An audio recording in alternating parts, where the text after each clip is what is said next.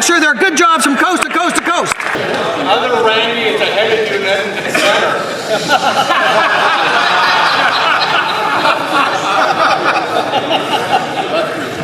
This Guy's Garage. Like and subscribe. Questions orales, oral questions. The Honourable Leader of the Opposition. Statistics Canada reported terrible news for the Canadian economy today. It grew at a meager 1%, a third lower than foreseen, and lower than our population grew. In fact, it was the 8th out of the last 9th economic quarter where our per capita GDP shrunk. It's fallen more than any other G7 country since the year before COVID. This is the direct result of higher taxes on capital gains, on energy, on work. Why won't they accept our common sense plan? Better yet, why don't they call a carbon tax election so we can fix the economy? The Honourable Minister for Employment and Workforce Development. I know the Leader of the Official Opposition doesn't like facts getting in the way of his good Halloween story, but here are the facts.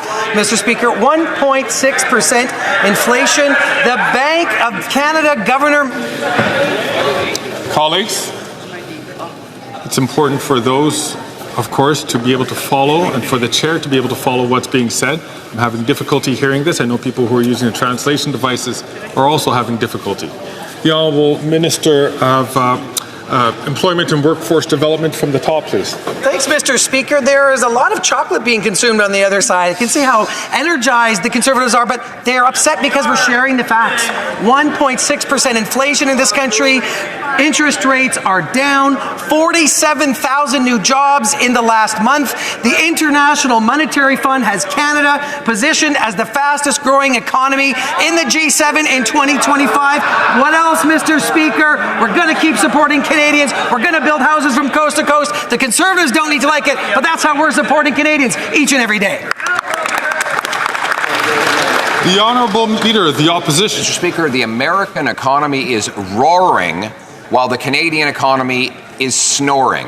In the most recently reported economic quarter, U.S. GDP grew 3 times faster than Canadian, despite our out-of-control population growth. In fact, per-person income is now lower than it was 10 years ago in Canada, while it's gone up 18% in the U.S. The gap between U.S. and Canadian incomes is worse than at any time in the last century. Why won't they call a carbon tax election so Canadians can vote for powerful paychecks that buy affordable homes on safe streets? The Honourable Minister for Employment and Workforce Development. Mr. Speaker, it's quite surprising that the Leader of the Opposition isn't taking the bare facts on board. But quite frankly, not just 1.6 inflation or 47,000 jobs. Let's go to what he's trying to distract Canadians from, which as Leader of the Official Opposition, as somebody who someday wants to sit on this side of the House, will simply not go and do the work to get his security clearance. He will not protect his MPs. He will not protect Canadians. Shame on him, Mr. Speaker. Get his security clearance. The Honourable Leader of the Opposition. Canada's collapsing per-person economy. It means lower wages, which means that Canadians can afford less food, less housing, and governments can afford less for schools and hospitals. It's the direct result. So these are first economic data points that have come out since they jacked up the capital gains tax and now driving billions of dollars south of the border. Why don't they follow our common sense plan to axe taxes? In fact, in addition to getting rid of the carbon tax, why not follow our plan to axe the GST on new homes to build 30,000 more per year? It's common sense. Let's bring it home. The Honourable Minister for Employment and Workforce Development. Mr. Speaker, we can do the facts game all day long. Let's just focus. The Leader of the Opposition likes to remind people that he has roots in Alberta. So let's talk about the Liberal government's investments in Alberta, Mr. Speaker. $22 billion in clean energy investments for clean electricity, for hydrogen, for greening the grid, for making sure that we have the greenest barrel of oil in the world, Mr. Speaker. The third in the world for foreign direct investment. We are the number one in the world per capita for foreign direct investment. They don't want to tell Canadians about it. We will, and we'll make sure there are good jobs from coast to coast to coast.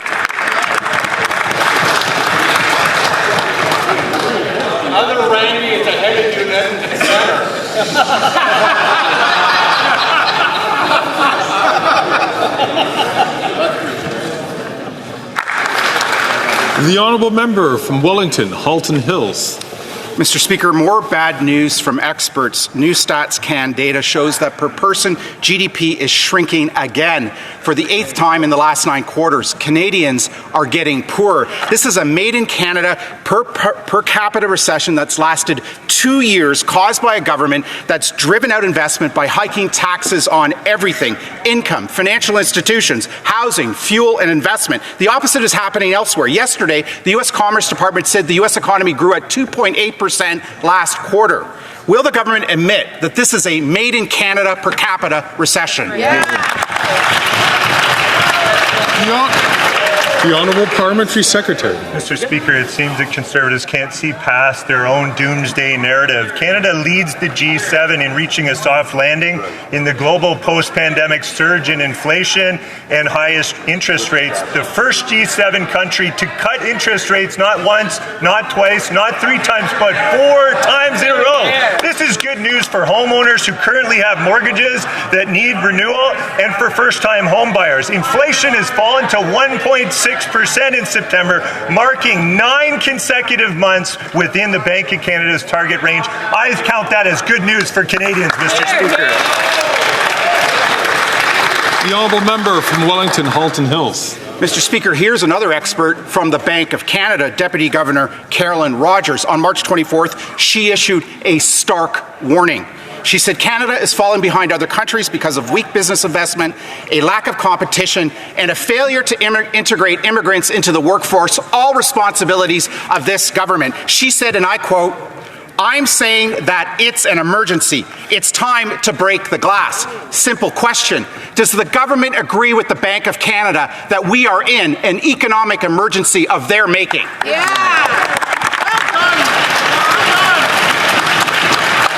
The Honourable Parliamentary Secretary to the Minister of Innovation. Canada Governor has also reported numerous times that our government has stuck to its fiscal guardrails, which through that discipline has allowed for inflation to drop in this country. The IMF also, in their World Economic Outlook, projects Canada to have the highest growth in the G7 in 2025. Wages in Canada have outpaced inflation for 20 months in a row. For Canadians, that means more jobs, better wages, and a higher living standard. We should be positive, and I will never apologize for being positive about the future of this country.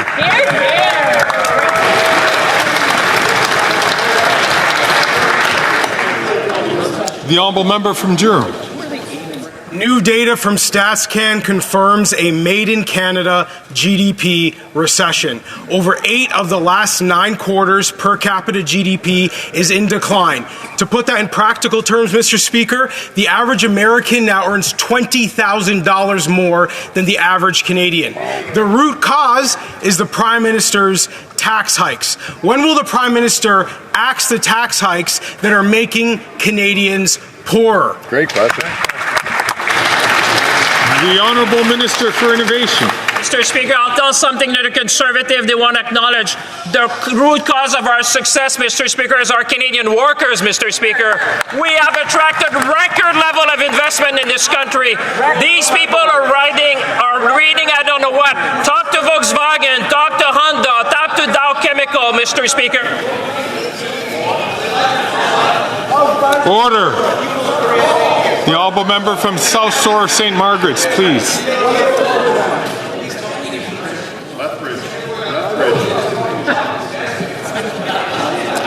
I'm going to invite the honourable minister to start again. The honourable minister. Mr. Speaker, I will always stand up in this house to talk about good news about Canada, Mr. Speaker. Exactly. Canadians should be cheering. This is the land of possibility, of opportunities. We have attracted record level of investment, Mr. Speaker, in this country. Just talk to the CEO of Honda, of Volkswagen, of Dow Chemical, of Northville. People are investing in this country because they believe in our workers. We have the best workers in the world. We have the critical minerals. We have the energy. We have the access to market. We have what we need to win in the 21st century, Mr. Speaker. Before I return the floor to the honourable member from Durham, I'm going to ask for the second time the honourable member from the South Shore of St. Margaret's to please not take the floor unless recognised by the chair. The honourable member from Durham. Mr. Speaker, the Liberals across the aisle may be having a party or some kind of celebration, it seems, but in the process, they are cutting the standard of living in Canada. They are slashing the quality of life for people in our country. It's their tax hikes, their increases in the capital gains tax, housing tax, carbon tax that are making life difficult for Canadians across our country. When will they accept some responsibility for what's happened for the last 9 years and axe the tax hikes that are making Canadians poorer? The Honourable Parliamentary Secretary to the Leader of the Government in the House. Talk about celebrations. 10 years ago today, former Conservative MP Dean Del Mastro was found guilty, Mr. Speaker, of violating the Elections Act. That was the Leader of the Conservatives' buddy at the time, Mr. Speaker. He actually went on to become the Parliamentary Secretary to the Prime Minister, and the Parliamentary Secretary at the time was the Leader of the Conservative Party, who was advanced to become the Minister responsible for elections. He tried to delete thousands of Canadians from being able to vote, Mr. Speaker. Why should any Canadian have confidence in a leader of the Conservative Party? The Honourable Member from Thornhill. Just a few days after the Leader of the Opposition introduced a common-sense plan to axe the GST on new home sales, even the Housing Minister's own advisors were raving about the proposal. Right. Economist Dr. Mike Moffat said, quote, "It's a bold, bold plan," and he calls himself, quote, "a big fan of the idea." He and other Canadians know that housing has become out of reach and the government has doubled its cost in this country. So will the Housing Minister listen to his own advisors and implement our common sense tax cut so that Canadians can finally afford a home? The Honourable Parliamentary Secretary to the Minister of Housing, Infrastructure and Communities. If the member is going to quote Mike Moffat, Mr. Speaker, she ought to include the entire quote. What he said was that if the Conservative proposal was to go ahead, they ought not to propose things like getting rid of the Housing Accelerator Fund. They ought not to also get rid of infrastructure programs that enable housing, Mr. Speaker. He should listen. If he doesn't want to listen to Liberal MPs, that's fine. He should listen to Conservative MPs, a dozen, Mr. Speaker, probably more, who want the Accelerator Fund, who have advocated for it because they know it's vital to getting more homes built. The Honourable Member from Thornhill. Or maybe that member should listen to the Housing Minister, who said his $3 billion of Housing Accelerator money built 0 homes. Right. 0 is less than the 195,000 homes built under the Leader of the Opposition when he was Housing Minister. And now add this to the stellar record of a guy who broke our immigration system, who lost track of all of the people that he let in. While the Prime Minister is fighting his own caucus, he gave that minister a promotion. So when will the Housing Minister leave Fantasyland, join Conservatives in the real world, and axe the tax so we can build the homes? The Honourable Parliamentary Secretary to the Minister of Housing, Infrastructure and Communities. Years ago, Mr. Speaker, when I worked with the Leader of the Opposition on the Finance Committee, he told me something that might shock you. It's hard for him to make friends because of his personality. What we look at now is he at least has one friend on the opposite side. His best friend, as I understand it, Mr. Speaker, the MP for St. Albert Edmonton. In fact, that member has advocated for the Housing Accelerator Fund. He went behind the Leader's back. I hope it doesn't affect their relationship, their friendship, Mr. Speaker.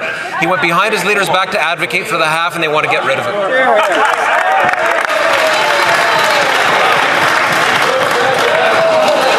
Order.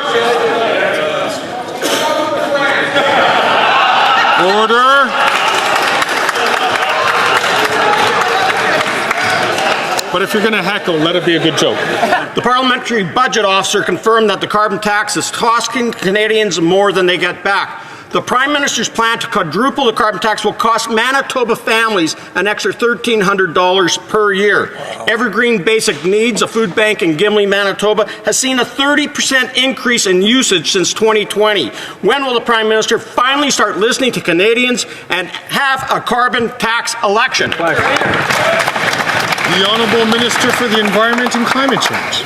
Mr. Speaker, what the member is saying would be tragic if it was only true, which is not. The Parliamentary Budget Officer has said in his report that Canadian gets more money back from carbon pricing than what they pay, Mr. Speaker. And that's even after he doesn't factor in the impacts of climate change. July and August of 2024 are the costliest months ever. It's the costliest year ever for climate impacts in Canada. $7 billion in climate impacts, Mr. Speaker. What do the Conservative have to say about that? Let the planet burn. Not on this side of the House, Mr. Speaker. We will work to fight climate change and we will work to support Canadians.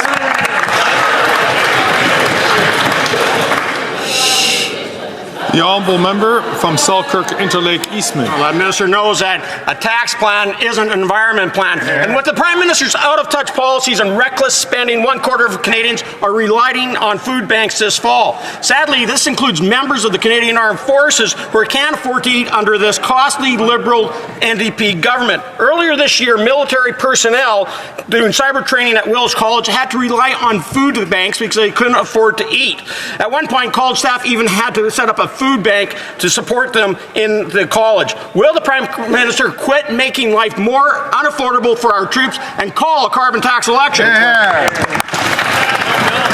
The Honourable Minister for the Environment and Climate Change. I've heard a number of Conservative MPs just talk about Jasper. Let's talk about Jasper, Mr. Speaker. Do you know how much money? Order, colleagues. Order.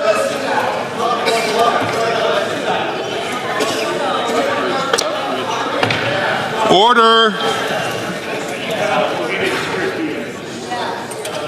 The Honourable Minister for the Environment and Climate Change from the top. Let's talk about Jasper, Mr. Speaker. Do you know how much they invested in 2011 in prescribed burns and mechanical removals around Jasper? $0, Mr. Speaker. They cut funding for $30 million in 2010, 2011, all the way to 2015. Do you know who was the director of the Minister of the Environment in those days? The member for Thornhill, Mr.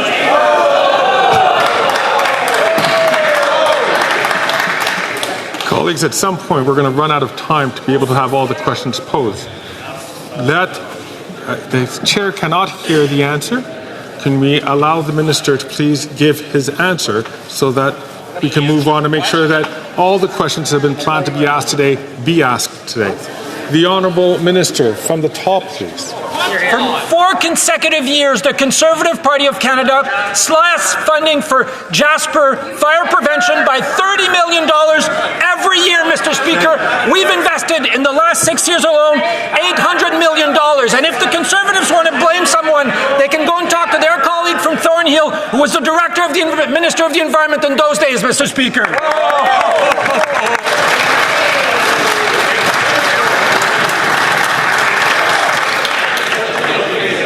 Order.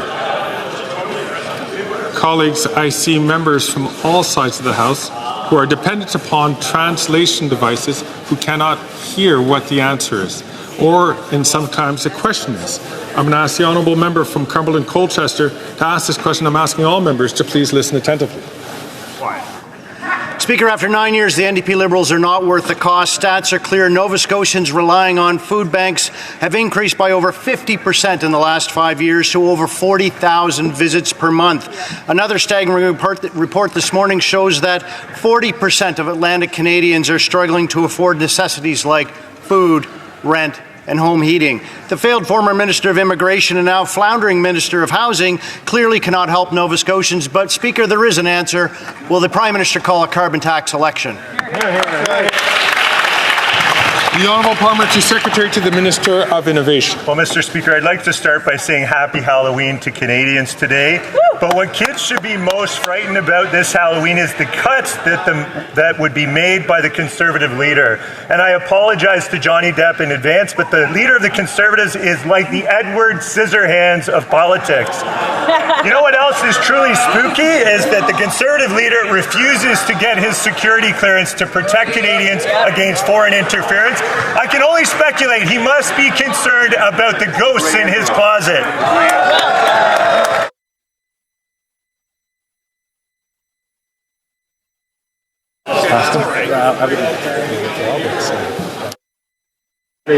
Colleagues, comparing any individual member to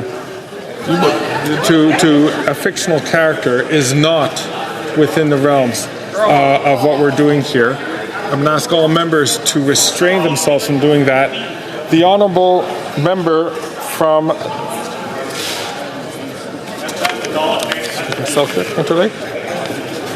Brandon Source has the floor. After 9 years of the NDP Liberal government, life is more expensive than ever. That's right. Food Banks Canada's hunger report indicates over 2 million Canadians used food banks in March, up 6% from last year. In my riding, the Samaritan House Food Bank saw nearly 2,000 more people accessing their services in the last 2 years. 4 in 10, Mr. Speaker, were children. 1 in 10 was a senior. Despite this, the NDP Liberals continue to increase the cost of groceries by increasing the carbon tax. When will this Prime Minister call a carbon tax election? That's right. When? The Honourable Parliamentary Secretary to the Leader of the Leader of the Government in the House of Commons. Thank you, Mr. Speaker. This question has already been answered. But let me tell you and talk about the foreign interference. The Leader of the Conservative Party says, Mr. Speaker, not to worry. My Chief of Staff has the clearance, and he will tell me. The Leader of the Conservative Party doesn't understand law, Mr. Speaker. It would be illegal for the Chief of Staff to give the names to the Leader of the Conservative Party, Mr. Speaker. It's time. It is time. Okay.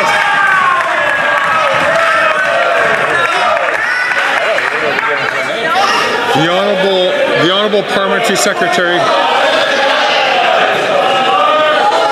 Order!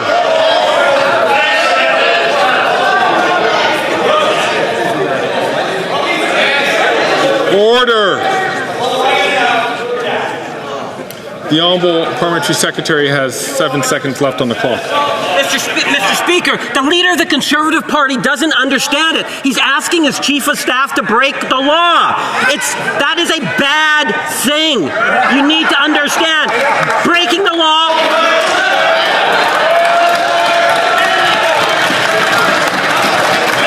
Order.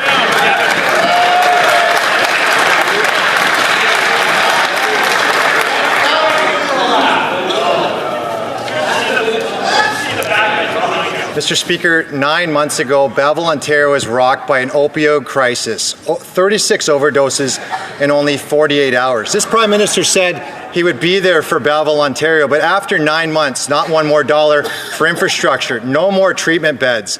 And just last week, we had 11 overdoses in only 2 hours. Wow. How many more months does Belleville, Ontario have to wait for any support for mental health from this Prime Minister? Ask the Honourable Member from Orléans to not take the floor unless recognized. The Honourable Minister for Mental Health and Addictions. Thank you, Mr. Speaker. And as the member well knows, I visited Belleville and met with the mayor and all stakeholders involved, because every loss of life in Belleville or in any community across this country is tragic, Mr. Speaker. But that is exactly why we launched the Emergency Treatment Fund, which is already open and accepting applications from municipalities and from Indigenous communities across this country, because we are there for communities, Mr. Speaker, each and every day. Harm reduction, treatment, all of these tools are healthcare, Mr. Speaker, and we will stand by communities and save lives. The Honourable Member from Bay of Quinte. Well, Mr. Speaker, while Belleville's waiting for any dollars from the federal government, Belleville's been paying dollars to the federal government. Belleville Council this week released a report that showed over the last 5 years they've paid $1.5 million to the carbon tax and getting no refund. You know, when this money could have went to supporting mental health, could have paid for the renovations for their hub for mental health. Not only that, when this Prime Minister quadruples that tax, Belleville's going to pay $5 million in 5 years. Why doesn't the Prime Minister give that money back to Belleville, or better yet, call a carbon tax election so Belleville and its residents can decide how to spend their money on mental health?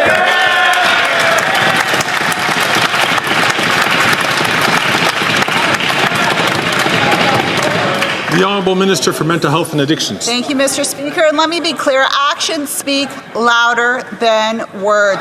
When the Conservatives were in power, Mr. Speaker, they cut the drug treatment fund by 2/3. Conservatives. Let me ask this to the member. Why does he allow the leader of the Conservatives to use those who struggle with addiction and substance use as props in fundraising rather than standing by those who need help? Why do they advocate to close safe consumption sites that have saved 58,000 lives?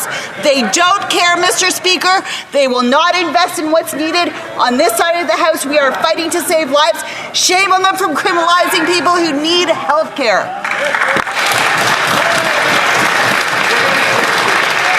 The honourable member from Kildonan St. Paul's. After 9 years of NDP Liberals, crime is up and churches are being targeted. A Winnipeg neighbourhood saw a 61% increase in crime. Churches are having to pay thousands of dollars for repairs and security. One church had to put up an 8-foot barbed wire fence to keep criminals out. A woman was victim to an armed carjacking while leaving church, and 2 people died last month after a church was set on fire. In fact, 30 churches have been burned to the ground over the past few years, and countless more have been vandalized in Canada.